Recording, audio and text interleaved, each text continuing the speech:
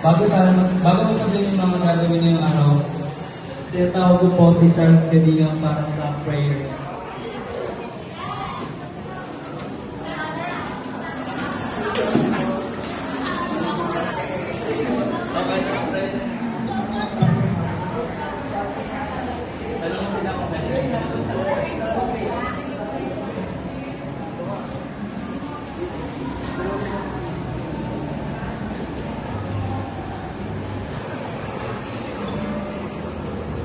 Pwede na po kayong umupo. Pwede na po kayong umupo. Pwede na po kayong umupo.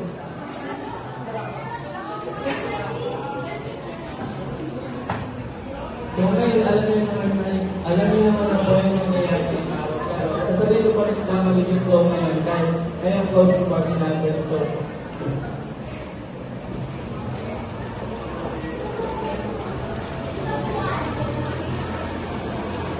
no? Bago tayo kainan, yung huli natin bonding ngayong school year, mag-award po muna ako ng mga students na excel for the fourth quarter and syempre yung mga academic excellence awards natin sa overall. Okay?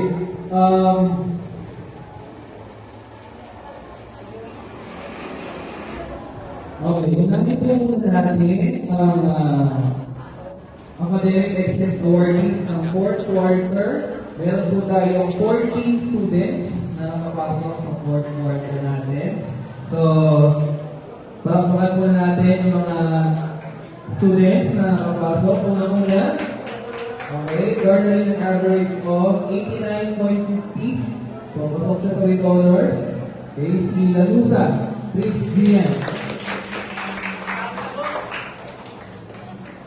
Yan, belong board pa yan, ha? Sa iba, higit na higit ng iba, man-big lang lang, kaya naka-belong board. 1, 2, 3.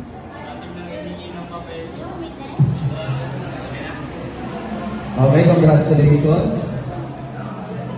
Next, 13, Christian Laideros.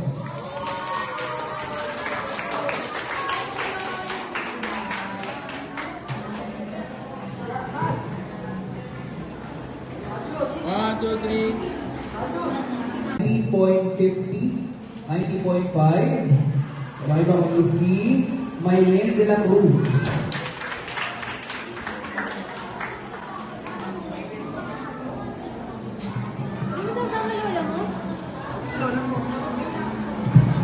Of 90.75. Okay, si Ira Princess Ignacio. Nasa naman.